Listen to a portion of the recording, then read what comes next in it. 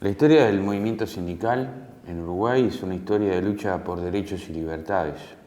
Para los pobres del mundo, sin derechos no hay libertades. Si no hay escuela pública, no hay educación. Si no hay sanidad pública, no hay salud. Si no hay seguridad social, no hay protección social.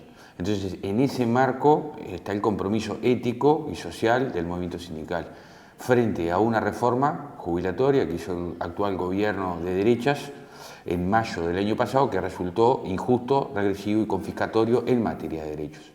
El movimiento sindical intentó, por todos los medios, a través del diálogo social, a través de la movilización, impedir que estos daños se perpetraran. Finalmente se perpetraron y en ese marco recurrimos al diálogo social con nuestro pueblo, recolectamos las firmas que requiere la Constitución para habilitar la consulta popular, en este caso un plebiscito, que se va a dirimir el 27 de octubre a favor de una papeleta que reforma la Constitución para asegurar la seguridad social como un derecho humano fundamental y en ese contexto incluir tres principios protectores que tienen que ver con recuperar los 60 años como edad desde la cual la persona puede elegir jubilarse, eliminar las jubilaciones y pensiones por debajo del salario mínimo nacional, que coloca a las personas de tercera edad o con alto nivel de vulnerabilidad en una situación de subconsumo, y eliminar la privatización de la seguridad social, que ha traído mucho perjuicio para los trabajadores y las trabajadoras desde que se implantaron en la segunda ola neoliberal que golpeó a nuestro país.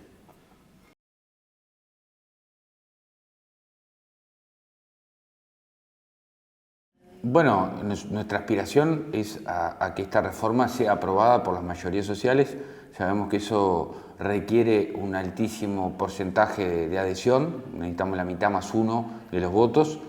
Si este objetivo no se alcanzara, es obviamente que es muy relevante tener el mayor respaldo popular para que en el marco de esa representatividad el movimiento sindical pueda bregar por restituir derechos que fueron confiscados y sobre todo pensar desde una perspectiva de sostenibilidad social la seguridad social del futuro, en un contexto en donde las políticas económicas que se vienen desplegando en la mayoría de los países de América Latina dejan cada vez más gente afuera. Hay más exclusión, más vulneración de derechos y también más caos social. Entonces hoy la libertad está amenazada por los niveles crecientes de desigualdad. En ese marco, un alto respaldo, o el mayor respaldo posible desde el punto de vista electoral, va a ser fundamental para que el movimiento sindical, junto al movimiento social, en el diálogo social y en la movilización, logre salir de este pantano en la que nos han metido las políticas mercadocéntricas de los gobiernos que han pululado en América Latina y en nuestro país.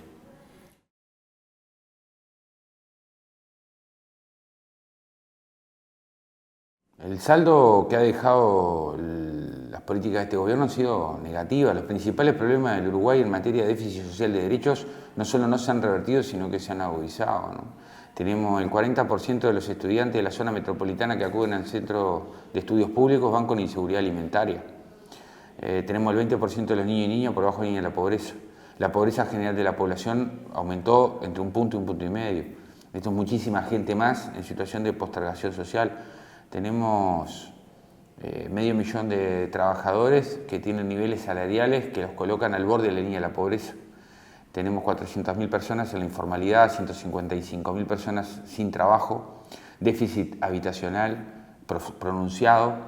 Entonces, todos estos aspectos que tienen que ver con el bien público, tienen que ver con el acceso a condiciones de vida que permitan el desarrollo de los talentos y las virtudes de las personas, están en jaque.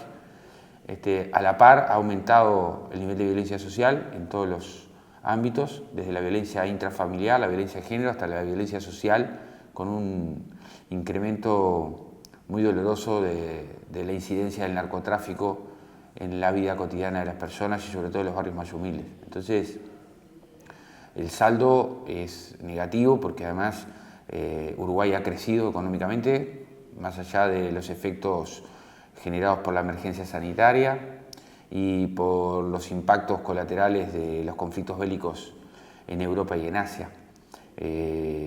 Uruguay ha tenido récord de exportaciones de agronegocios en el 2021 y en el 2022. El año pasado, 2023, el sistema financiero ganó 1.200 millones de dólares. pero la realidad social de la gente común y corriente es de deterioro en la calidad de vida, en el ejercicio de derechos y por lo tanto sus libertades públicas.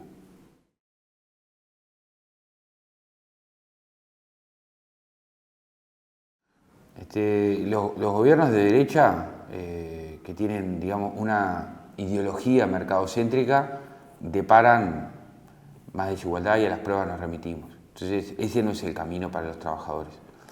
El retorno de los progresismos a los gobiernos genera otras condiciones, pero también hemos aprendido que esas condiciones tienen limitantes grandes cuando llegan al muro impenetrable dentro de las políticas progresistas del modelo de acumulación.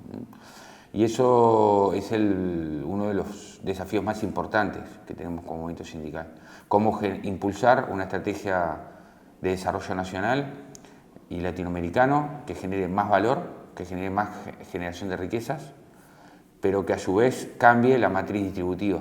Porque lo que pasa ineluctablemente es que ese crecimiento queda en manos de una minoría que cada vez tiene más poder, más influencia y más determinación en la vida de las personas, y en la vida de las personas lo que hay es mayor denigración, mayor embrutecimiento, mayor retroceso. Entonces tenemos que combinar dos cosas.